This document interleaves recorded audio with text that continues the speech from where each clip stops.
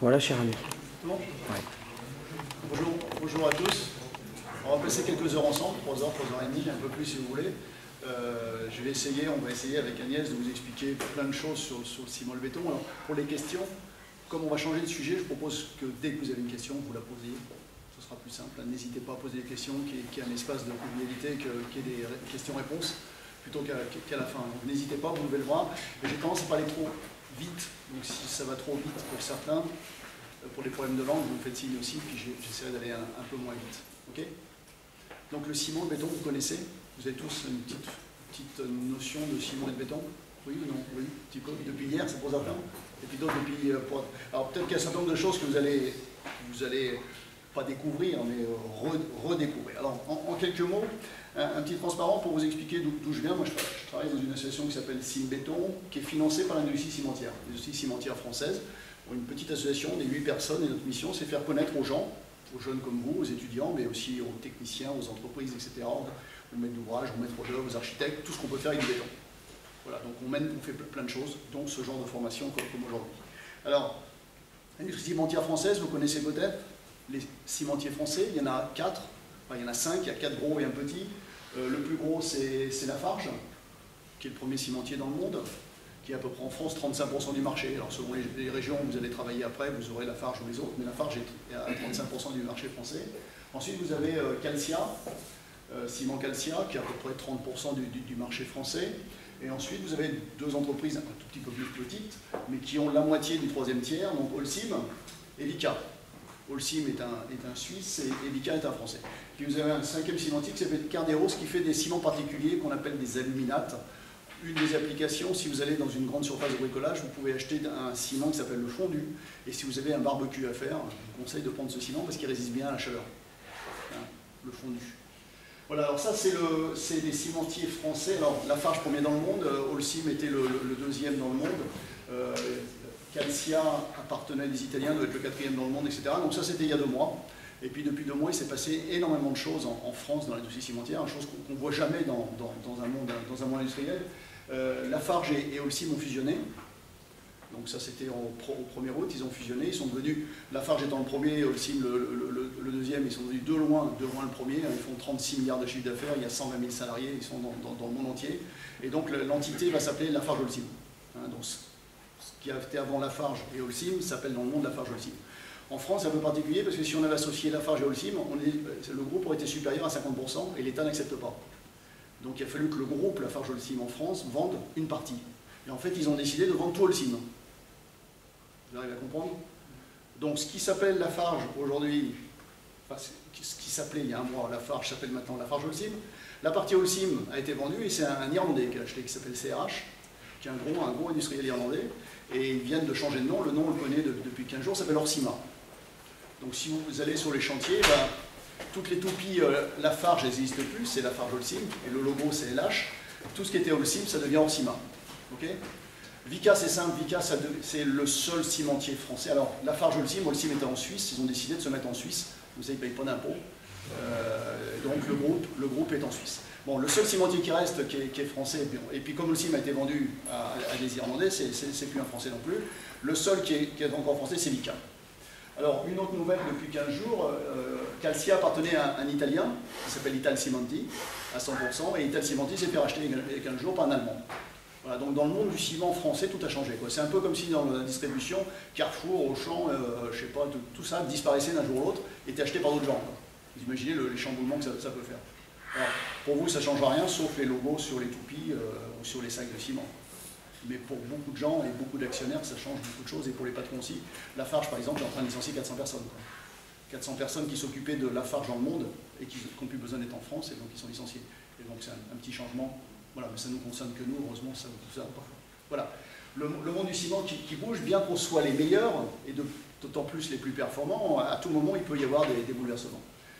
Alors en France, on a 40 sites industriels, ce sont essentiellement des cimenteries. Vous avez une photo ici d'un four de cimenterie. Une cimenterie, c'est un gros complexe industriel, je vous montrerai une photo tout à l'heure. Ça fonctionne tout le temps, jour et nuit, 7 jours par an. Toute la semaine, ça ne s'arrête jamais. Le chiffre d'affaires de cette profession, c'est 2,5 milliards d'euros. Ce n'est pas le plus important. Ce qui est un chiffre qu'il faut que vous reteniez, c'est qu'on fabrique en France 20 millions de tonnes de ciment. Si on divise par le nombre d'habitants, 365 kg par an, et puis donc 1 kg par jour par habitant.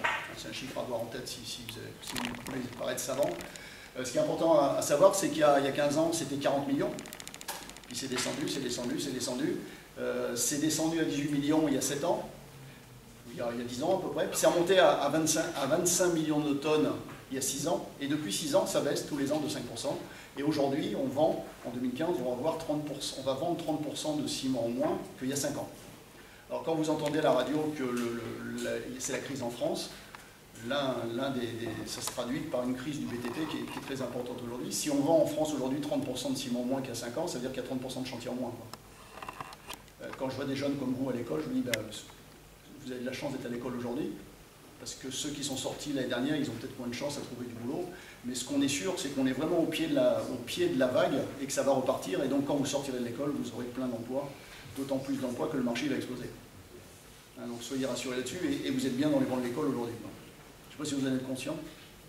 Ouais. Sauf que vous aurez peut-être des problèmes à avoir des stages, si vous faites des stages, parce que les entreprises aujourd'hui ont quand même beaucoup de mal. Mais on espère qu'en 2016, tout ira bien. Sinon, c'est la fin de tout, quoi. Si le BTP ne va pas bien, c'est l'ensemble de l'activité qui n'arrivera pas à se redresser. Voilà. Le ciment, à quoi ça sert? Ça sert à faire essentiellement des bâtiments, ayez ça en tête. 2 tiers du ciment sert à faire des bâtiments industriels, des bâtiments d'enseignement, des logements neufs. Et puis il y a une grosse partie du ciment qui sert à faire la réhabilitation d'ouvrages, les ouvrages anciens que l'on habite. Et puis l'autre partie, 1 tiers, c'est le génie civil. Donc le génie civil, ça couvre plein de choses. Je vais vous expliquer un petit peu tout à l'heure. La définition du génie civil, elle n'est pas la même dans le milieu professionnel que dans l'éducation nationale ou dans le monde universitaire. On n'arrive pas à se mettre d'accord sur ce que veut dire génie civil. Ici, c'est une formation de génie civil, non? Oui. Mais ça couvre le bâtiment. Aussi. Voilà. Alors que dans la profession, le génie civil n'est pas le bâtiment. Bon, enfin, c'est étonnant, sur des mots aussi simples, en français, on n'arrive pas à se mettre d'accord, mais peu importe. Ça, j'ai rapidement, voilà. Alors, si béton, qu'est-ce qu'on fait? Il y a dans le monde du ciment et du béton énormément d'innovations, et donc on essaye de voir les tendances, les évolutions, faire connaître les innovations sur le ciment. On participe à plein de groupes de travail. Bon, je vais vous parler de normalisation tout à l'heure, et donc on participe dans les groupes de normalisation pour qu'il y ait des normes sur le ciment, sur le béton, etc. Et puis on communique sur toutes les solutions techniques à base de ciment et de béton. Et aujourd'hui, par exemple, d'être là, c'est une partie de ma fonction, de communiquer, expliquer aux jeunes ce que l'on peut faire avec du ciment et du béton. À Cimbéton, on a divisé notre activité en 3 pôles, mais qui correspondent à la réalité de l'activité sur le terrain. Un pôle bâtiment, donc logement individuel, collectif, ce que je vous expliquais tout à l'heure. Un pôle travaux routiers, donc j'ai un collègue qui s'occupe plus de travaux routiers. Et en travaux routiers, un gros domaine d'activité, c'est le traitement des sols. Lorsque maintenant on fait une autoroute ou une plateforme autoroutière, ferroviaire, avant il y avait du sol pas forcément de bonne qualité, du limon, etc. On prenait tout ça et on mettait ça dans une carrière. Maintenant, donc depuis 10 ans, ce sol on le mélange avec du ciment. On mélange en poids, c'est 4 à 5% de ciment. On mélange tout ça et des engins qui malaxent sur des couches de 30 cm. Puis le ciment il fait prise. Et ensuite on a une plateforme de très bonnes caractéristiques sur laquelle on peut faire une couche de roulement. Donc c'est une technique très économique, parce qu'il suffit des engins, puis ça va à très grand rendement, et c'est une technique très écologique, parce qu'en fait on utilise le sol en place, on met un tout petit peu de ciment, et on évite d'apporter des matériaux de carrière pour remplacer ces matériaux. Donc c'est une technique qui a, disons, 15 ans, on vendait peut-être 50 000 tonnes de ciment, aujourd'hui on en vend 1 million de tonnes. C'est le seul domaine d'activité aujourd'hui qui est en progression, le traitement de sol. Donc parmi vous, si certains vont en entreprise routière, au terrassement, vous entendrez parler de traitement de sol à la chaux, quand c'est un peu humide, et puis au liant hydraulique, au ciment, quand on veut apporter des résistances. Alors il se fait aussi beaucoup d'aménagements urbains en béton, des chaussées béton, pas trop en France, mais il faut savoir qu'il y a quand même 300 km de chaussées en béton, d'autoroutes en béton en France, tous les aéroports sont faits en béton, il y a beaucoup d'ouvrages en béton, et puis on aménage urbain de plus en plus, qui se fait de plus en plus, c'est des pistes cyclables, des tramways, etc. Donc beaucoup d'activités en béton. Et puis il y a un autre domaine d'activité dont je m'occupe plus particulièrement, c'est ce que nous, on appelle le génie civil, et donc c'est les ponts, les tunnels, les éponges acoustiques, l'assainissement, les fondations spéciales, les travaux maritimes, les travaux fluviaux, les centrales nucléaires, les éoliennes, enfin vous imaginez tout ce qui est ni bâtiment, ni travaux routiers, et puis des domaines un peu nouveaux. Alors, je ne sais pas si j'aurai le temps de vous montrer des photos, mais il se fait de plus en plus des passes à poissons, pour que les poissons puissent remonter les rivières, que les saumons puissent aller effrayer et remonter les rivières. On se fait de plus en plus des récifs artificiels, on fait des usines de métallisation, il y a plein d'applications nouvelles d'ouvrages qui se font en béton, en particulier pour préserver la biodiversité et puis pour développer des énergies renouvelables, en particulier les éoliennes. Beaucoup de fondations d'éoliennes et de mâts d'éoliennes sont faites en béton, soit à terre, soit en mer. Voilà un peu l'activité. Alors Cimbéton, ça c'est plus important pour vous, enfin c'est intéressant pour vous qui êtes en formation, et puis à terme, quand vous serez dans le monde professionnel, Simbéton est aussi un centre d'édition. On a à peu près 150 documents différents, que j'ai mis ici quelques exemples. Ces documents qui font 15 pages certains, mais parfois 200 pages, des documents techniques sur des domaines particuliers, sur les travaux routiers, sur le traitement de sol, sur les bâtiments, etc. Donc ces documents, ils sont téléchargeables sur notre site, www.infociment. Donc vous pouvez y aller, vous les télécharger, c'est gratuitement, c'est en accès complètement libre. Vous pourrez aussi, quand vous serez dans le monde industriel, nous les demander, parce qu'on a des versions papier, on les envoie à tous les professionnels qui nous demandent. Okay, donc n'hésitez pas quand vous aurez besoin, déjà dans l'immédiat, allez consulter le site, infociment.fr, et puis ensuite quand vous serez dans le monde professionnel. Alors on a aussi, à Simbéton, on édite 2 documents. Alors je vous en ai amené ici, vous les prendrez à la pause, une des pauses, un document qui s'appelle Construction moderne, qui est un ouvrage qui paraît tous les trimestres, qui est gratuit. Donc quand vous serez dans le monde professionnel, vous nous envoyez un mail, et puis on vous abonnera, et c'est gratuit. C'est un ouvrage qui explique, globalement, tous les trimestres, qui explique les grands ouvrages qui ont été réalisés dans les mois précédents. Donc Construction moderne, que l'on diffuse à 10 000 exemplaires, et qu'on incite aux jeunes ensuite à s'inscrire quand ils sont dans le monde professionnel. Et puis pour ceux qui travailleront sur les travaux routiers ou l'aménagement urbain, on a une revue qui s'appelle Route, même principe, 4 numéros par an, c'est gratuit. Et donc quand vous serez dans le monde professionnel, n'hésitez pas. Voilà. Et puis je vous ai expliqué ici tout un tas de documents. J'ai fait un recueil des ouvrages que j'ai réalisés moi en génie civil, proprement génie civil. Donc ça, je vous le donne tout à l'heure à disposition. Il y a un CD. Là, vous avez à peu près 30 bouquins que j'ai écrits sur le béton, tout ce qu'il faut savoir sur le béton, sur qu'est-ce que c'est qu'un pont, les fondations spéciales, etc. Il y a plein de choses. Et ça, vous pouvez l'imprimer à partir du CD. Tout est dessus. Ça évite d'aller sur Internet éventuellement et puis avoir des connexions qui ne sont pas forcément très bonnes. Donc ça, il est à votre disposition tout à l'heure à la pause. Voilà. C'était trop vite, c'est bon? On continue. Donc n'hésitez pas à venir chercher notre documentation, qui est entièrement gratuite. On fait volontairement des documents simples. L'idée de tous les documents Simbéton, c'est que quelqu'un qui ne connaît pas le sujet, parce que quand vous serez dans le monde professionnel, après vous allez vous spécialiser dans un domaine, et puis si un jour vous êtes sur un autre chantier, vous avez besoin d'avoir une information rapide mais technique. Et donc on fait volontairement des documents qui font 150-200 pages, qu'on peut lire en 2-3 heures, et en lisant ça, vous savez tout ce qu'il faut, l'essentiel de ce qu'il faut. Après, si vous voulez être spécialiste, vous allez vous informer ultérieurement. Mais c'est pas on a des documents avec beaucoup de photos, beaucoup d'images, beaucoup de schémas, pour expliquer facilement à quelqu'un qui ne connaît pas de quoi il s'agit. Donc c'est, je pense, des bons documents pédagogiques. Tu parles du BPE un peu ? Oui. Donc aux côtés de Simbéton, eh bien, on travaille régulièrement en partenariat et comme Simbéton représente essentiellement le ciment, eh bien, le SNBPE, c'est le béton prêt à l'emploi. Chaque activité du béton a son syndicat. Donc, il existe le SNBPE, Syndicat national du béton prêt à l'emploi. Il existe le SPIC, qui est le syndicat du ciment. Et dès que l'on va se tourner, par exemple, vers le béton préfabriqué, eh bien, ça va être la Fédération de l'industrie du béton. Donc, chaque activité a actuellement son syndicat. Donc moi, je représente le SNBPE, je m'occupe de la promotion et de la prescription du béton prêt à l'emploi sur les 3 régions qui sont le Nord-Pas-de-Calais, la Picardie et la Normandie. Et je m'occupe également parce qu'au final, on va dire, lorsqu'on a livré le béton, il y a une activité qui est le pompage. Et il existe également un syndicat qui est le syndicat national du pompage du béton. Donc j'en fais également la prescription et la promotion. Le SNBPE, donc c'est plus de 200 adhérents en France. Nous représentons plus de 80% de la production nationale. Nous avons les adhérents dont vous a parlé tout à l'heure Patrick, et les bétonniers et les grands groupes bétonniers font partie de nos adhérents, mais également plus de 80% des indépendants qui sont aussi installés sur le territoire national. Et donc nous nous occupons avec nos adhérents aussi bien donc, de la promotion des bétons, mais tout ce qui est réglementation, tout ce qui est technique, tout ce qui est social et tout ce qui est développement et actuellement tout ce qui est évidemment environnement et développement durable. Voilà. Bon. Les cimentiers, les 4 cimentiers dont je parlais, sont aussi bétonniers, font du béton, et sont aussi carriers. C'est dans le monde entier, c'est comme ça. Et donc le groupe Lafarge-Holcim dont je parlais est maintenant le premier cimentier au monde, le premier bétonnier au monde et le premier carrier dans le monde. Donc ce qui est aussi important, c'est que bon, ça a un petit peu changé au niveau des actionnaires, mais il faut savoir que l'industrie du ciment et du béton, on est les meilleurs dans le monde. Tout a été inventé en France, tout a été développé en France, et les grosses entreprises étaient françaises. Donc c'est vraiment un domaine d'excellence qui a ensuite poussé les entreprises françaises, hein, vous connaissez Bouygues, Eiffage, Vinci, Si on fait le total de Bouygues, Eiffage, Vinci, le chiffre d'affaires que font ces entreprises à l'étranger, on est le premier pays du monde. Si on fait le total des travaux que font ces entreprises dans des autres pays à l'export, on a le premier chiffre d'affaires dans le monde. Donc le BTP, le domaine que vous avez choisi en formation, c'est le meilleur domaine, c'est le domaine d'excellence en France depuis plus d'un siècle. Et on essaye de se battre et puis de continuer à être dans ce domaine d'excellence. Donc soyez fiers d'être dans ce métier. Je ne sais pas si vous en êtes conscient. C'est l'un des meilleurs domaines d'activité sur lequel on a le plus développé et sur lequel on est plus reconnu à l'étranger. Bon.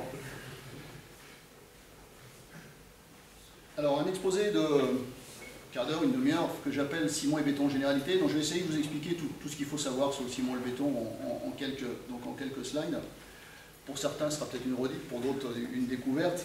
Bon, première chose, c'est pas nous qui avons inventé le ciment et le béton, c'est les Romains. C'est les Romains, donc il y a 20 siècles, qui avaient mélangé un matériau à base de pouzzolane avec un petit peu d'argile, etc., puis qui aggloméraient ça, et qui ont inventé, aujourd'hui on appellerait ça du béton, mais c'était vraiment un mélange, ils faisaient ça sans savoir, sans connaissance. Par contre, si vous avez peut-être été passer un week-end à Rome, vous avez vu le Panthéon, le Colisée, ces ouvrages sont faits en béton. C'est de la pierre reconstituée. Ils ont pris ces matériaux, ils ont aggloméré comme on ferait du béton aujourd'hui, et donc c'est des ouvrages qui ont 20 siècles. Donc on sait que le béton, potentiellement, peut avoir une durabilité de 20 siècles. Alors après, qu'est-ce qui s'est passé? Après, à la fin de l'Empire romain, les 3e, 4e siècle après Jésus-Christ, on a tout perdu, on a tout oublié, et on a construit dans le monde entier en bois, des choses remarquables en bois, mais qui ont brûlé au fur et à mesure. Vous savez, à Paris, à un moment, il y avait 16 ponts en bois, ils ont tous brûlé, hein, il n'y a plus un seul pont en bois, ils brûlaient au fur et à mesure. Et puis on a fait les choses en pierre, et là vous connaissez toutes les cathédrales qui ont été faites en pierre à l'époque où on faisait des cathédrales partout en France, et des ouvrages, il y a des ponts en pierre, il y en a encore des milliers en France, donc une forte technique bois et pierre. Et puis est arrivé le ciment. Alors, le ciment, c'est un matériau récent, puisqu'il a globalement 150 ans, c'est un matériau très récent.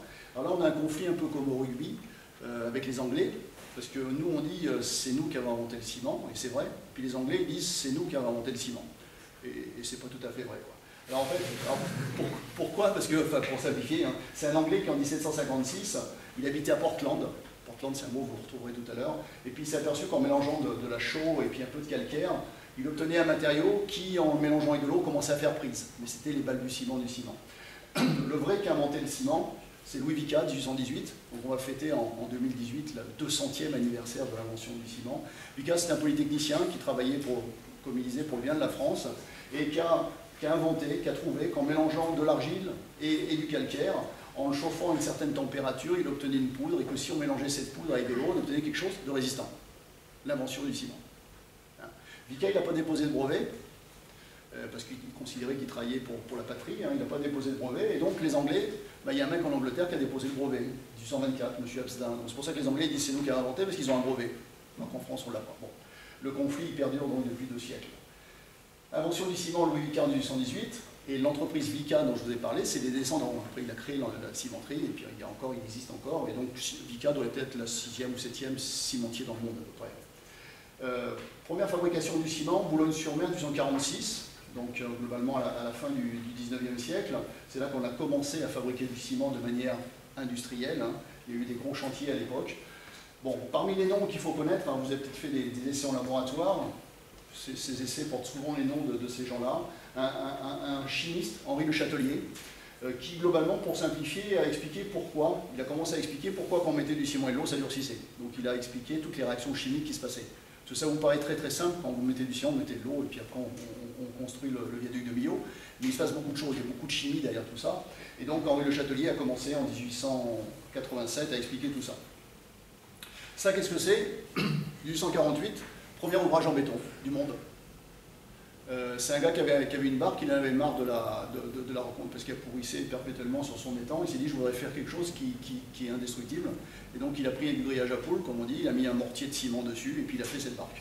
Cette barque, on l'a exposée l'année dernière au 16 à Paris, ce qui s'appelle le Palais d'Iéna. Elle existe toujours, hein, et je pense que si on la mettait en eau, on arriverait, elle flotte encore, hein, pas Archimède, ça flotte par le principe d'Archimède. Premier ouvrage en béton, et donc premier ouvrage en béton, c'est un gars qui avait un lac et qui a fait un bateau, quoi. Donc ça c'est surprenant quand on voit ce que maintenant on peut faire avec du béton. 1848. Alors, globalement, quelques mots d'histoire. 1848, donc ce fameux Jacques Lambeau qui fait une barque en ciment armé. À l'époque, on n'appelait même pas ça du béton, c'était du ciment armé. Le deuxième qui a fait les ouvrages, c'est monsieur Monnier. Monnier, c'était un paysagiste globalement, puis il s'est dit, il avait ses bacs à fleurs qui pourrissaient, parce qu'il était en bois, il s'est dit, je vais les faire en ciment. Et donc il a fait des bacs à fleurs, ensuite il a fait des mobiliers urbains, puis après il a fait du béton, il a fait des ponts, mais les premiers ouvrages qu'il a fait, donc c'est du mobilier urbain, et en particulier des bacs à fleurs. Parmi les noms importants dans l'histoire du béton, alors j'ai un autre exposé où j'en ai une centaine, je ne vais pas vous raconter tous ces noms, j'ai mis ceux qui me semblent les plus importants, qu'on fait avancer la technique à un moment donné. François Coignet, c'est lui François Coignet qui s'est dit, je prends du ciment, je prends du sable, je prends des granulats, je compacte tout ça et j'obtiens un matériau, et c'est ce qu'est devenu le béton aujourd'hui. Alors à l'époque, on appelait ça de la pierre reconstituée. On reconstituait de la pierre en mélangeant ces matériaux. Deuxième nom important, ou troisième nom important, ou quatrième, François Hennebique. Lui, François Hennebique, vous avez dû avoir des cours de dimensionnement d'ouvrage, vous en aurez peut-être les Eurocodes, etc. François Hennebique, lui, il a commencé à expliquer comment il fallait dimensionner. Le béton résiste bien en compression, très mal en traction, donc quand il y a des fissures, il est bon à mettre des armatures. Donc il a commencé à expliquer comment on pouvait dimensionner un ouvrage en mettant des armatures. Et puis Hennebique, donc il a fait ça, puis il a créé la notion de bureau d'études. À l'époque, il y avait une quarantaine de bureaux d'études dans le monde qui lui appartenaient. C'était le gars qui a inventé le bureau d'études tel que l'on connaît aujourd'hui, François Hennebique. Voilà, 1806, tout un tas de gens qui travaillaient sur le béton. Donc 1806, c'était il y a un siècle quasiment. Premier règlement en France sur le calcul des ouvrages en béton armé. Il y a des gens qui se sont mis, la commission, l'équivalent de Cimbéton de l'époque, la commission du ciment, qui a écrit un document, peut-être 40-50 pages, qui expliquait comment on dimensionne les ouvrages en béton. Alors avant c'était en ciment armé, c'est devenu le béton armé. Actuellement l'Eurocode c'est 5000 pages. Vous allez apprendre l'Eurocode c'est 5000 pages. À l'époque les élèves, les étudiants ça allait un peu plus vite, parce que ça faisait que 30 pages. Voilà, le béton armé. Et puis ensuite il y a eu le béton précontraint. Est-ce que vous connaissez Eugène Freycinet? Il en faut la moitié qui connaissent Eugène Freycinet. 1, c'est tout? 2, Eugène Freycinet, 3, 4. C'est le plus grand ingénieur de tous les temps, Eugène Freycinet. À l'étranger, il est plus connu qu'Eiffel. C'est le plus grand ingénieur de tous les temps. Il a inventé plein de choses, dont le béton précontraint. Et donc tout à l'heure, avant ou après la pause, je vous montrerai un film sur le béton précontraint. Vous faites la différence entre béton armé et béton précontraint? Tous? Donc vous ferez encore plus la différence après le film. Bon, c'est le plus grand ingénieur. Il a déposé 40 brevets, il a inventé énormément de choses. C'est lui qui a inventé par exemple la vibration des bétons. Il a inventé plein de choses. Et les gens qui travaillaient avec lui, ils disaient, si un jour il avait eu un clou enfoncé, il aurait inventé le marteau. C'est-à-dire à chaque fois qu'il faisait quelque chose, il inventait ce qu'il fallait pour le faire. Ok? Donc retenez Eugène Freycinet, puis que maintenant vous sachiez que c'est le plus grand ingénieur de tous les temps. Alors, le ciment, qu'est-ce que c'est? Le ciment, on appelle ça un liant hydraulique. Donc là, je vous ai dit des choses que vous savez sûrement. Donc un liant hydraulique, c'est quoi? C'est un produit qui, lorsqu'on le mélange avec de l'eau, il se passe tout un tas de réactions chimiques, et ça forme un constituant qui est dur et qui restera dur, qui ne va pas ensuite se diluer. Le principal constituant du ciment, c'est le clinker. Le clinker, c'est ce que l'on fabrique dans une cimenterie. Et on fabrique du clinker en mélangeant 80% de calcaire et 20% d'argile. Le calcaire, il apporte le CaCO3, la notation chimique, et puis l'argile va apporter le SiO2, le silice, l'alumine, la L2O3 et le fer FeO3. Ces 4 constituants sont les principaux constituants de ce qui sert à faire du ciment. Donc le calcaire, l'argile. Alors tout ça, c'est fait dans une cimenterie. Je vous montrerai des photos tout à l'heure. Dans un four, on chauffe cette matière à 1450 degrés pour faire du clinker. Alors voilà, la fabrication du ciment pour les nuls, entre guillemets. Qu'est-ce qu'on fait dans une cimenterie? Alors déjà, une cimenterie, je vous l'ai dit tout à l'heure, ça fonctionne tout le temps, jour et nuit, toute l'année. On arrête une cimenterie quasiment à Noël, pendant une semaine, pour faire de l'entretien important, parce que c'est une période où les chantiers sont gérés à l'arrêté, mais ça fonctionne jour et nuit, ça ne s'arrête jamais. Et donc dans une cimenterie, il y a toujours une carrière à côté. Et dans cette carrière, il y a toujours du calcaire et de l'argile. Et donc on exploite dans cette carrière le calcaire sous forme, c'est des carrières comme vous devez connaître, on met de la dynamite, on fait péter des pans de carrière, et ensuite on obtient des blocs, des gros blocs, et ces blocs on va les concasser. On les passe dans des concasseurs, comme pour faire des granulats, et donc on obtient des granulats. Ces granulats ensuite on va ce qu'on dit les pré-homogénéiser, parce que le ciment ça paraît tout simple, mais ça doit être hyper précis. Et au départ, on parle de la nature. La nature, elle peut être variable. La composition de la nature, la composition d'une roche peut être très variable. Et donc, on a une première phase en cimenterie, on pré-homogénise. Alors, c'est des hangars qui font 300-400 mètres de long. On met les matériaux en couches successives. On met une couche, on remet une couche, etc. au fur et à mesure de l'exploitation. Et ensuite, on exploite en tranches. Donc, ce qui permet de faire un pré-mélange pour pas cher. Ce qu'on appelle la pré-homogénéisation. Et puis à ce moment-là, il y a des analyses chimiques qui sont faites, et puis s'il n'y a pas suffisamment de fer, de silice, d'alumine, on rajoute ce qu'il faut, on rajoute de la bauxite, on rajoute les matériaux qu'il faut pour avoir la bonne chimie. Ensuite, on va broyer tout ça, on broie ça dans des énormes broyeurs, Et pour obtenir ce qu'on appelle en cimenterie le cru, c'est une poudre très très fine qui ressemble à la farine. Le cru ou la farine, hein, une poudre très très fine, qui est de la poudre fine de matériaux qu'on a extraits. Ensuite, on réhomogénise tout ça, on voit si la chimie est bonne. Alors, tout ça se fait en continu, hein, ça se fait jour et nuit en continu, donc à tout moment il faut auto-contrôler et auto-homogénéiser et auto-mettre au point la formule. Ensuite, on va cuire dans un four, on n'a pas dans un chaudron, on cuit dans un four. Les fours en cimenterie, ça fait entre 50 mètres et 100 mètres de long, 5 mètres à 10 mètres de diamètre. En partie supérieure, le four il est incliné, il tourne. On met la matière, la farine en partie supérieure, au début elle est à 20 degrés, on envoie une flamme à 2000 degrés, et au fur et à mesure où la matière descend, elle rend compte de la température, il y a une transformation chimique. Donc au début, il y a de l'eau qui s'échappe, dans la matière il y a de l'eau.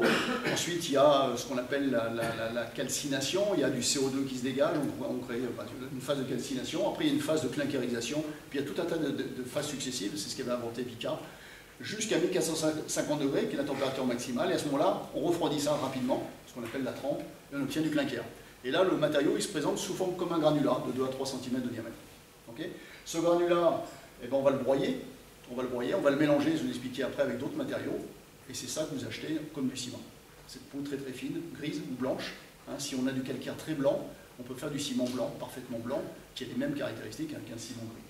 Ensuite, on stocke tout ça dans des silos de vrac. On a des ensacheuses qui font du sac. Les sacs font combien de kilos? Les sacs de ciment? Un peu plus fort, j'entends pas. 35?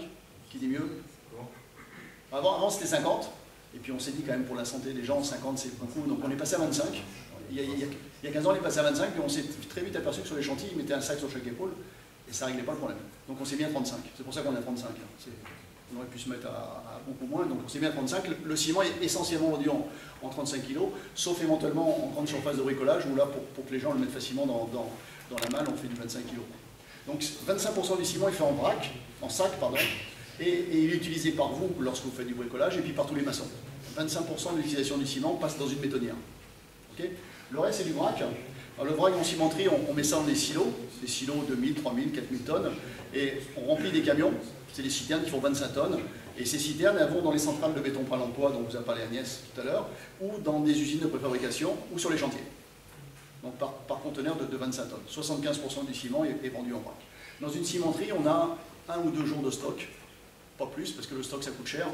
Et donc une cimenterie, globalement, la semaine elle fabrique en continu, elle livre, et puis le dimanche, il y a moins de chantier samedi, dimanche, et donc on remplit les silos qui sont quasiment vides le vendredi soir, et puis le lundi ils sont pleins, et puis on tient la semaine comme ça. Ça veut dire que quand il y a une grève dans une cimenterie, il y a un mec qui met un camion à la porte, 2 jours après, toute la région est arrêtée, tous les maçons, plus personne ne peut travailler parce qu'il n'y a pas de stock. Hein, bon, parce que le stock coûte très cher, donc ça va que c'est en flux continu, en flux tendu, comme on dit, la fabrication du ciment. Voilà, ça c'est la formule pour fabriquer 1 kg de ciment. Je prends plus de matériaux parce qu'il y a de l'eau, hein, et l'eau va s'échapper. Donc je prends 1250 g de calcaire, 290 g d'argile, proportion 80-20. Je mets du gypse. Alors pourquoi on met du gypse? Parce que si on fabriquait comme ça le clinker, qu'on le broyait, qu'on ait du ciment, et qu'on mélange avec de l'eau, il y aurait une prise immédiate. Prise immédiate, et on ne pourrait pas faire du béton qu'on transporte sur les chantiers. Et donc dans tout ciment, on mélange du gypse. Le gypse, vous connaissez, c'est un dérivé, enfin, on utilise maintenant des dérivés du plâtre, pour valoriser des déchets de plâtre. Donc c'est un matériau qui est mélangé à 5-6% au clinker, évite qu'on ait ce qu'on appelle une prise flash, une prise rapide, et donc ce qui permet de livrer les chantiers. Le gypse, il est rajouté à la fin du broyage lorsqu'on broie le clinker.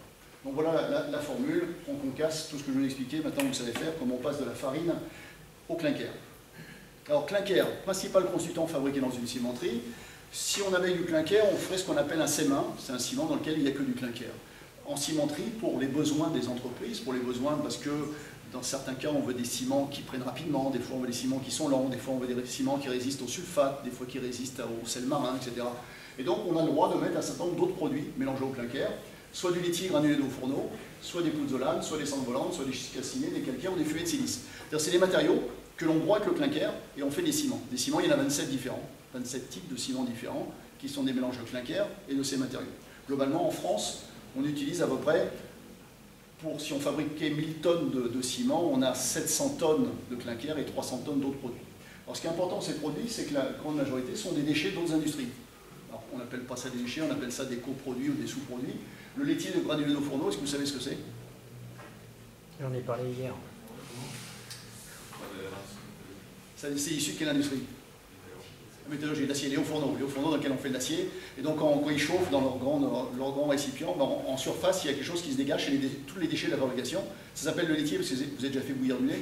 En surface, il y a quelque chose qui remonte en surface, donc pour ça s'appelle le laitier. On récupère cette matière pour faire une tonne d'acier. Il y a 250 tonnes de laitier, une grosse quantité de déchets. Ce laitier est très intéressant parce qu'il a des caractéristiques hydrauliques. Il est un peu comme le clinker. Par contre, la réaction chimique est très lente, donc il est intéressant, vous verrez, je vous expliquerai pourquoi on en met. Donc voilà, le laitier est un déchet. Pozzolane naturelle, c'est quand il y en a dans une région, c'est un matériau naturel dans des régions volcaniques. Cendre volante, c'est un autre déchet.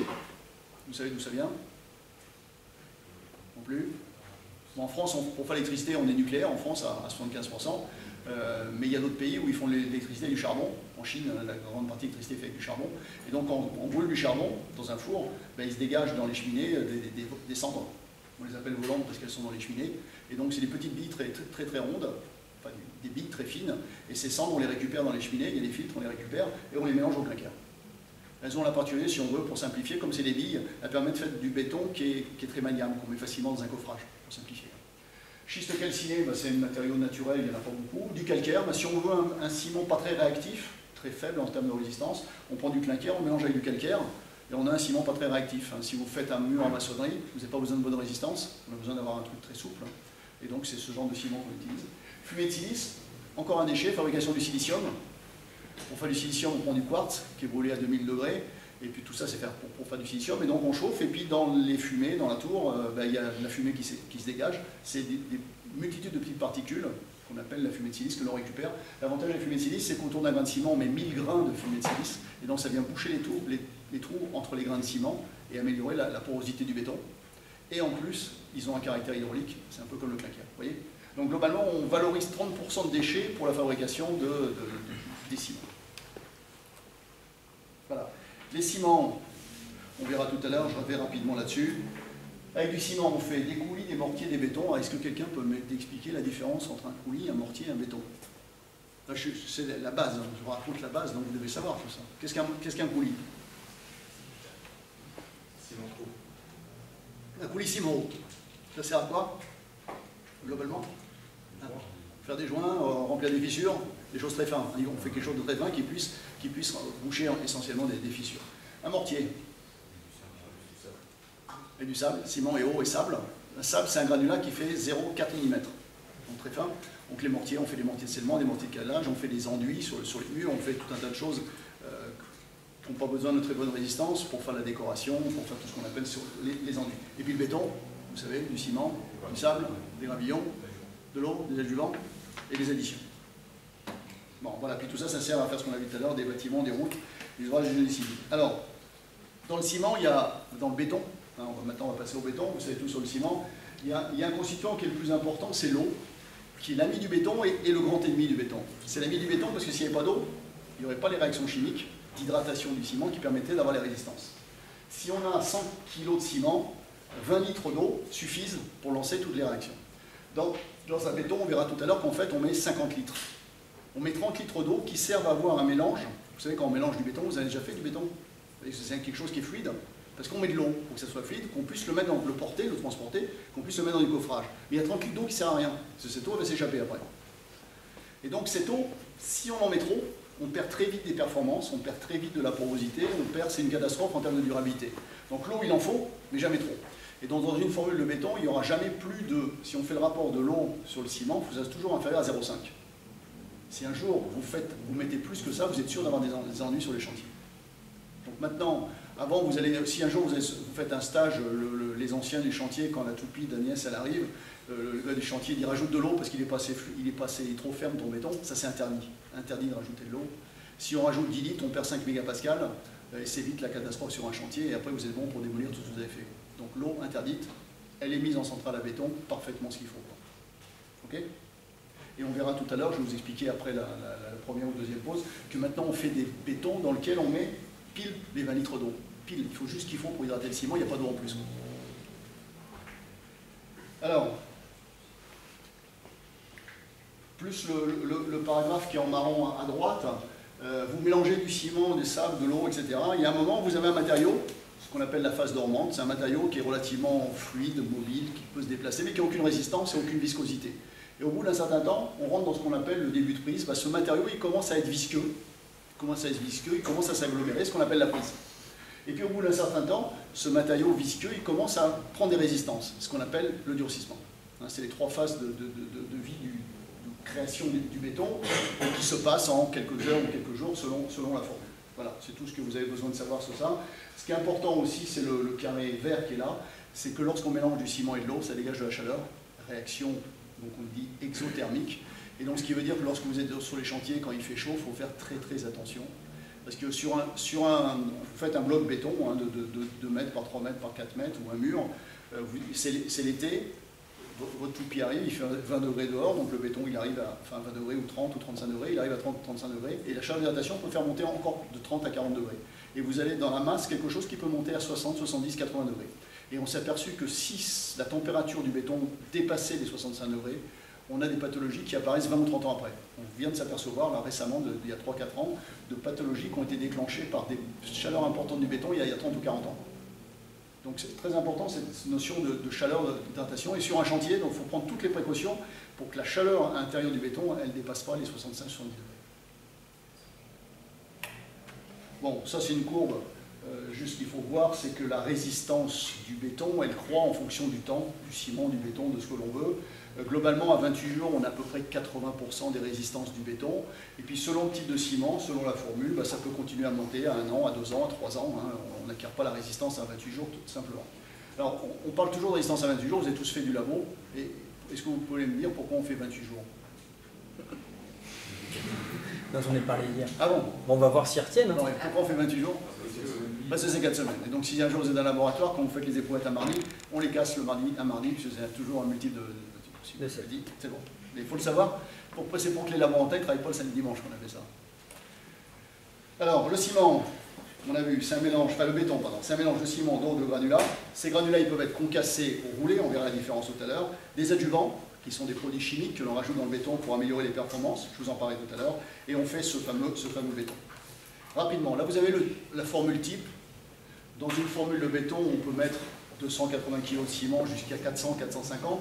Ça, c'est la formule si demain vous voulez faire une dalle chez vous, une terrasse.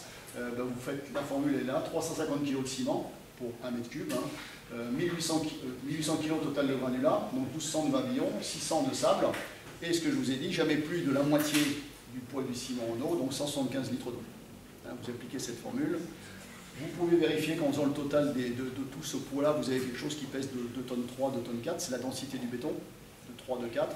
Et dans les calculs, est-ce que vous savez ce qu'on prend? Quelle est la densité du béton dans les calculs? Vous avez fait du dimensionnement déjà? Oui, des descentes de charge, certains en ont fait. De 5. Parce que comme c'est du béton armé, l'acier qui a une densité 7,85 mélangé à du béton, ça fait une densité de 2,5. Donc le poids du béton fait pour les calculs, c'est 2,5 tonnes par manche. Ok? Combien coûte une tonne de ciment? Nous, cimentiers, on vend le ciment à la tonne. Demain, vous êtes sur un chantier, vous êtes stagiaire, et puis le patron il vous dit achète-moi une tonne de ciment. Ça coûte cher. Alors combien? Vous ne voulez pas dire? Non. Une tonne de ciment. Alors, allez-y, n'importe quoi, ce qui vous passe par la tête. J'ai juste fait un cours d'introduction et on est à peu près là. Une tonne de ciment? 1 kilo, si vous voulez. Allez, dites n'importe quoi, ce qui vous passe par la tête. Hein? Une tonne. 100 €. Qui dit mieux ou qui dit moins bien? 100, c'est pas mal. Des fois, quand je pose la question, ça peut monter à 3 000, 4 000, 10 000, enfin n'importe quoi. C'est 100 €. À peu près la moyenne. Je vous ai dit, il y a 27 types de ciment courant. Le ciment, il se transporte. Le coût de transport est important. Mais si on divise globalement le chiffre d'affaires divisé par la quantité, c'est 100 € la tonne. Donc ça veut dire 10 centimes le kilo. C'est moins cher que l'eau. C'est moins cher. Il n'y a pas moins cher comme matériau dans le monde, quoi. 10 centimes le kilo, vous imaginez. On a l'impression que tout ça c'est cher, donc 10 centimes le kilo, c'est un produit industriel qui nécessite beaucoup d'efforts et d'investissement. Alors nous on vend du ciment, puis Agnès elle vend du béton au mètre cube. Vous savez tous la différence entre le béton prêt à l'emploi et la préfabrication.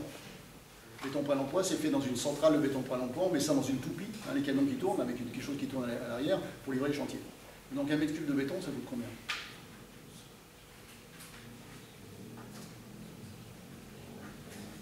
Allez-y, il y en a un qui se lance là. Ceux qui ont fait un IUT ont bien fait un peu d'études de prix quand même.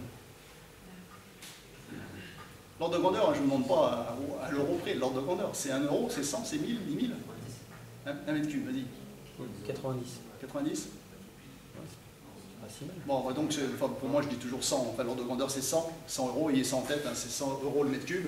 Étant donné que si on met beaucoup plus de ciment, ça sera beaucoup plus cher, que si les granulats ils viennent du bout du monde, ça sera beaucoup plus cher, mais il y a ce prix en tête. Alors comment on arrive à 100? Le ciment, je vous ai dit, c'est 100 euros la tonne, on en met 350 kg, donc il y a 35 euros de ciment. Okay, les granulats, c'est à peu près pareil. En général, le coût des granulats, c'est le coût du ciment. 35 euros de granulats, 70. On met les adjuvants, c'est au moins 5 euros. La fabrication, c'est au moins 5 euros. Le transport, c'est au moins 10. Et puis le bétonnier, il fait une très faible marge, quelques euros de marge. Hein, mais comme il en vend beaucoup, il gagne un petit peu d'argent, mais c'est des métiers à très faible marge. Hein. Très très faible marge. On n'est pas comme quelqu'un qui vend des fringues qui a le droit de multiplier par 600. Quoi. Ou un caviste ou un hôtelier qui peut multiplier les prix par 10 sur le pinard. C'est des très très faibles marges sur le béton. Hein. Et si, pareil, si vous achetez du ciment en grande surface de bricolage, la marge que prend un distributeur, c'est 1 ou 2 euros sur un sac. C'est très très faible marge. Et les produits qui sont vendus à très faible marge. Voilà, vous savez tout sur les prix, surtout. Ça, vous savez, on mélange tout ça, on obtient du béton. Ça, c'est un petit calcul qui est intéressant à faire. C'est un bétonnier vous donne une formule de béton et vous êtes sur un chantier. Ce que vous voulez, c'est remplir 1 mètre cube. Vous remplissez un coffrage, vous remplissez 1 mètre cube. Donc ça, c'est juste pour vérifier qu'on vous a pas entubé, on vous a bien vendu 1 mètre cube. Alors vous avez à gauche la formule. Donc j'ai pris une formule au hasard, 340 kg de ciment, 750 kg de sable, 1100 kg de gravillon, de l'eau et des adjuvants. Et à côté, j'ai mis les densités. Le ciment a une densité 3,1. Donc si vous divisez 340 par 3,1, vous avez 110 litres de ciment dans 1 mètre cube. Ok, vous voyez le rapport? Faites la différence entre densité et comment on obtient le volume. Les kilos, en général, les granulats ont des densités de 2,5, 2,6, 2,4, 2,5, 2,6. Là, j'ai pris 2,6. Vous avez 290 litres de sable, 440 litres de gravillon. L'eau, la densité C1, 160 litres d'eau, un peu d'adjuvant. L'adjuvant, il y a toujours un petit peu d'eau, hein, donc en extrait sec, ça fait un 4. Et si on fait le total de tout ça, dans mon exemple, ça fait 999,6, donc 1 mètre cube. Donc si un jour vous êtes sur un chantier, qu'on vous donne une formule, vérifiez. Déjà tout à l'heure avec la formule que vous êtes bien 2,3, que vous avez bien vendu du poids, et là, quand vous avez bien vendu le bon volume. Okay, ayez éventuellement ce réflexe, bien que si c'est une centrale BPE qui vous lit, il n'y a aucun souci. Vous pouvez vérifier, ça vous amusera. Ça, je vais passer rapidement là-dessus. Non, juste là-dessus, on peut dire que les granulats, ils peuvent être roulés ou concassés. Vous faites la différence entre des granulats roulés et des granulats concassés. Concassés, ils viennent d'où? Une carrière. Ok. On les exploite dans une carrière, donc on fait sauter des blocs, comme je vous expliqué tout à l'heure, de la dynamite, on obtient des gros blocs, l'on passe dans un concasseur, ensuite on les passe dans des grosses passoires pour simplifier, puis on obtient des granulats, des fins, des plus gros, etc. Donc ça, c'est des concassés. Alors pourquoi ils sont concassés? Comme ils sont cassés par un concasseur, ils ont des arrêts de vide. Okay, et les roulés, on les a où? Dans les rivières, hein, c'est des granulats qu'on exploite dans les rivières, dans les lacs, etc. Ils sont roulés parce qu'ils ont été portés, roulés par la rivière, et donc ils sont roulés. Donc lorsqu'on fait du béton, si on met du concassé, on a des arrêts de vive, donc les granulats qui se touchent, ça apporte de la résistance. Ceux qui sont ronds, par contre, ils apportent de la maniabilité. Et lorsque le béton est frais, c'est intéressant, on le met plus facilement dans le coffrage. Donc dans une formule de béton, en général, on mélange des concassés et des roulés. Ok? Alors, ça c'est... Je passais quelques temps là-dessus pour que vous compreniez toutes les difficultés d'un chantier de béton, d'une formulation, etc. Si on revient 20 ans en arrière, on ne se posait pas ces questions, on fabriquait en général sur les chantiers des volumes de béton sans souci. Aujourd'hui, lorsqu'on fait un chantier, et quand vous serez patron d'un chantier, responsable d'un chantier, vous aurez ces questions à vous poser. C'est-à-dire vous devez acheter un béton, mais un béton c'est forcément un mélange optimal qui répond à plein d'exigences. La première caractéristique des constituants, vous faites un béton, les granulats, le transport coûte cher. Tous les 30 km, le coût des granulats double. Donc vous avez une carrière pas loin, les granulats ils ne sont pas terribles, ben vous allez les prendre parce qu'économiquement c'est intéressant, plutôt qu'aller les chercher à 200 km. Mais ça sera à vous de décider, est-ce que je veux des granulats plus résistants, mais plus chers en transport, ou des résultats de moins bonne qualité qui sont moins loin. Donc une contrainte importante. Le ciment, c'est pareil. Il peut être livré à la cimenterie qui est à 100 km, vous pouvez le chercher à 500 km, il sera plus cher. Donc ce compromis économique à trouver. Ensuite, sur votre chantier, vous devez connaître les moyens de mise en œuvre. Sur un chantier routier, lorsqu'on fait une autoroute ou une piste d'aéroport, le béton il est très ferme, on le transporte avec des camions bennes. Sur un chantier classique, quand il est livré par une centrale BPE, ben, c'est une toupie. Hein. Et puis sur le chantier, ben, on met ça dans une benne qui est accrochée à une rue et qui va l'amener dans le coffrage. sur le chantier, il peut être aussi pompé. Et donc, quand vous êtes patron d'un chantier, c'est à vous de décider dans les méthodes de calcul comment je vais transporter mon béton. Mais le gars qui fait la formule, il faut qu'il le sache tout ça. Parce qu'on ne fera pas la même formule pour une formule qui est pompée ou une formule qui doit être ferme sur un chantier. Donc ça, c'est très important. Résistance mécanique. Avant, on se disait résistance mécanique, je veux une résistance à 28 jours, et puis tout le monde était content, on ne se posait pas plus de questions. Maintenant, vous serez sur un chantier, le patron, il vous dira, ou vous serez le patron, vous direz, je veux décoffrer au bout de 2 jours, je veux décoffrer au bout de 3 jours, je veux faire des rotations de 24 heures. Ça, c'est vous qui allez le décider hein, pour gérer votre chantier. Et donc, ça veut dire qu'il faudrait que vous disiez au fabricant, ok, la résistance normative, c'est 28 jours, mais moi, j'ai besoin de 24 heures de telle résistance. C'est à vous de le décider. Agnès, ça vous fera le béton qu'il faut, il suffit de le dire. Mais si vous voulez des résistances à 12 heures ou à 24 heures, ce ne sera pas le même prix que si vous les voulez à 5 jours. Mais c'est à vous de décider le meilleur compromis entre la rotation des coffrages et le prix du béton. Exigence de durabilité, donc ça c'est une chose hyper importante, je reviendrai dessus, c'est qu'il y a 15 ans on ne se posait pas cette question, on fabriquait les ouvrages un peu partout en France de la même manière, sans se poser la question que quand il est à la montagne, il est soumis au gel, que quand il est au bord de la mer, il est soumis au sel de verglaçage, que quand il est en Bretagne, dans des sols qui sont un petit peu sulfatés, il est soumis au sulfate. Et donc maintenant on prend en compte tout ça. Et si vous êtes sur un chantier, c'est votre principale préoccupation, si vous n'en avez pas aperçu, vous serez responsable si l'ouvrage s'écroule. Propriété du béton à l'état frais et durci, le béton sur le chantier, c'est à vous de décider quel sera son slump. Hein, le slump, vous savez, le laisser où on fait un pâté, là vous soulevez, vous avez tous fait ça? Cône d'Abrams? Pas tous. Cône d'Abrams, ça vous dit quelque chose? Donc c'est l'essai qu'on fait sur tous les chantiers.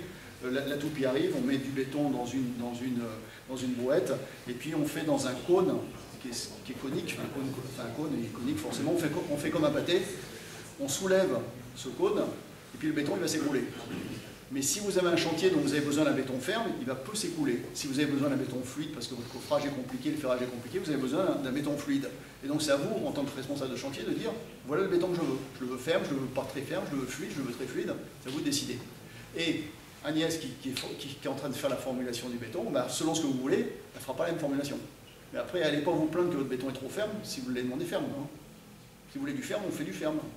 Si vous voulez du fluide, on sait faire du fluide, mais c'est à vous de le décider. Donc ça, c'est important.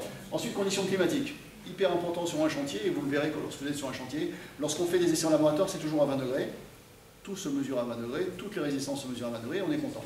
Et on s'aperçoit que la réaction chimique du ciment dépend de la température.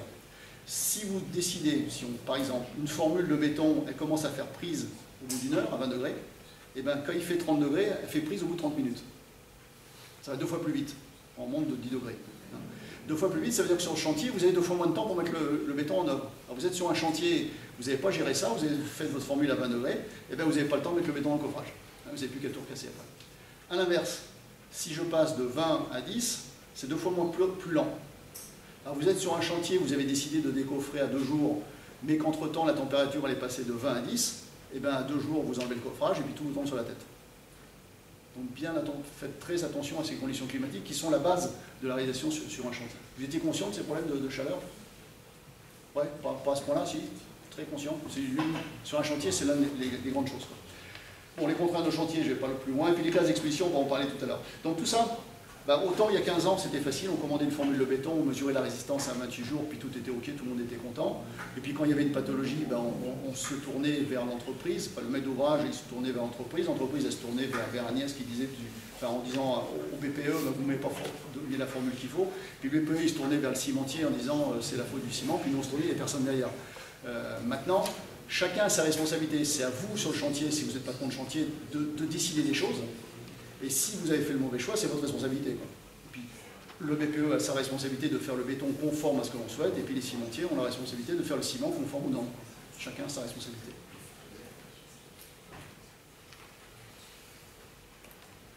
Une petite formule, là, mais qu'on voit classiquement, c'est que la résistance du béton est proportionnelle au dosage en ciment. Dans les fourchettes classiques de formulation, plus vous mettez de ciment, plus la résistance augmente. Okay, à l'inverse, il y a un E en dénominateur, plus vous mettez d'eau, plus la résistance baisse. Donc je vous ai expliqué qu'il ne fallait surtout pas rajouter de l'eau, parce que c'est inversement proportionnel à peu près au volume près de l'eau. Donc si vous voulez augmenter la résistance, vous augmentez le dosage en ciment. Si vous voulez augmenter aussi la résistance, vous baissez le dosage en eau. Ayez tout ça en tête. Quelques éléments de caractéristiques du béton. Un béton, sa résistance se mesure en mégapascal. On peut faire des bétons qui font de 10 à 100. Je vous expliquerai tout à l'heure qu'on sait faire maintenant 150 à 200, un béton un peu spécifique. Un béton, c'est toujours poreux. Un béton est toujours poreux. Est-ce que vous avez ça en tête? C'est toujours poreux, un béton. Et là, je vous ai mis la formule d'une porosité, enfin une formule à peu près théorique, et la porosité c'est 17,5 moins 0,08. Ça veut dire que si un béton a une résistance de 100 mégapascales, il a globalement une porosité de 10, si on applique cette formule. Donc un béton est toujours poreux. 10, 15, 20% de porosité, et donc c'est parce qu'il y a de l'eau qui est dedans qui s'est échappée. Et plus un béton est poreux, moins il est résistant, et moins il sera durable. Parce que s'il est poreux, c'est qu'il y a des trous, et tous les petits éléments, là, tous les petits organismes, tous les chlores qui rentrent dans le béton, bah, s'il est poreux, ils rentrent plus facilement. Donc si on veut avoir un béton durable, il faut avoir un béton compact, et donc le moins poreux possible. Okay, le retrait, j'en parle pas, vous aurez des cours sur le retrait. La dilatation, par contre, c'est une chose importante. Lorsqu'on fait un bâtiment, on fait toujours ce qu'on appelle des joints de dilatation. Pourquoi? Parce que le béton, quand il fait chaud, il se dilate. Quand il fait froid, bah, il se rétrécit, comme tous les matériaux. Pas beaucoup par rapport à l'acier ou au fer. Mais ayez en tête qu'une poutre qui fait 10 mètres, si la température baisse de 10 degrés, elle se raccourcit d'1 millimètre. Tout ça, c'est à peu près linéaire. Donc si vous avez une poutre de 10 mètres, 20 degrés, ça fera 2 millimètres. Et puis si c'est dans l'autre sens, c'est en moins. Okay, donc 10 mètres, 10 degrés, 1 mm, c'est pour ça que l'on fait en général dans un bâtiment des joints de dilatation tous les 20 mètres. Parce que la fluctuation de température en France, ça peut être de moins 10 à 40, donc déjà 50 degrés d'écart par 20 mètres, mais on a vite plusieurs millimètres à compenser, et donc on le compense par ce joint de dilatation, sinon on aurait des fissures importantes.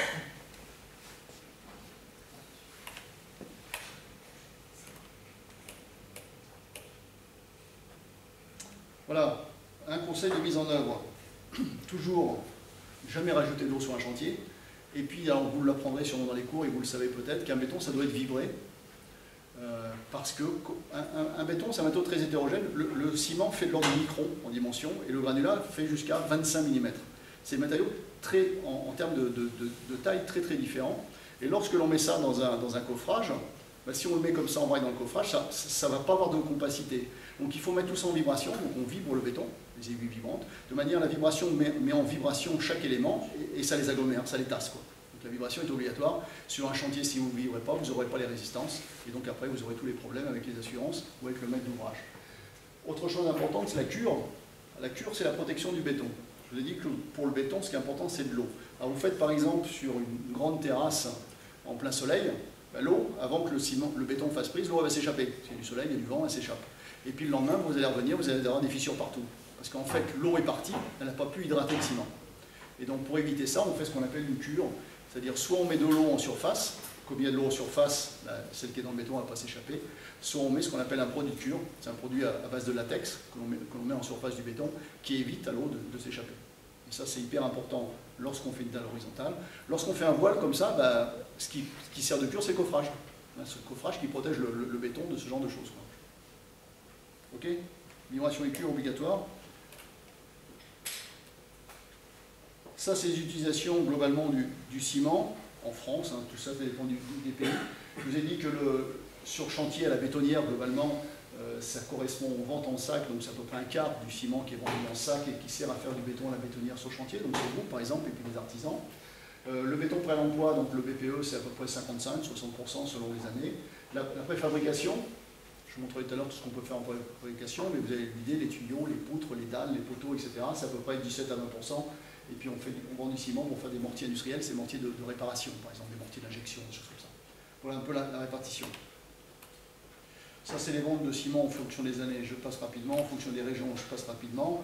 Ça, c'est la répartition des utilisations des ciments en fonction du type d'ouvrage. Hein, ce que je vous disais tout à l'heure, le bâtiment 2 tiers, le génie civil 1 tiers. Et puis ça, c'est un tableau intéressant parce que pour que vous ayez des chiffres en tête. Il y a 15 ans, on savait les quantités de ciment qu'on fabriquait dans tous les pays. Et puis on disait, sauf la Chine, parce que la Chine, on ne savait pas. Maintenant, on sait, la Chine, c'est plus que le reste du monde. Il se fabrique en Chine plus de ciment. Alors vous voyez, ça c'est un chiffre de 2012. Le total du monde, c'est 3820. La Chine, c'est 2220 millions de tonnes. La Chine, l'année dernière, ils ont fabriqué des nouvelles cimenteries autant qu'on en a en France. Alors, ils ont augmenté leur capacité de production de l'équivalent de notre production en France. Donc actuellement, on connaît les chiffres, c'est phénoménal. Et on pense qu'en Inde, vous voyez, en Inde, ils sont à 246, on pense que dans 15 ans, ils seront comme la Chine.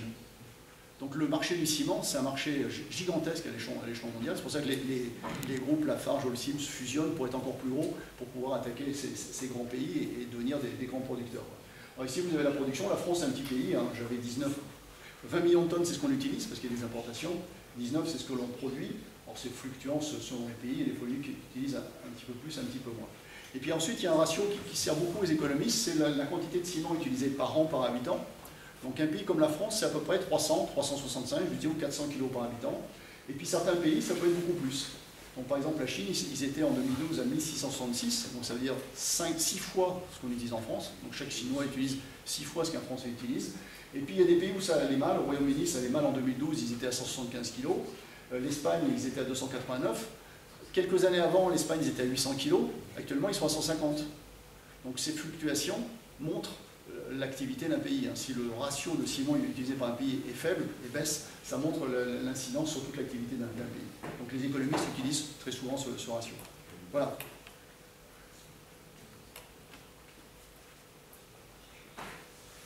Une petite pause, je continue. Petite pause, je continue, mais 10 minutes, pas plus. Vous restez sur le devant, ou en tout cas que je puisse vous retrouver. Mais sinon, on fait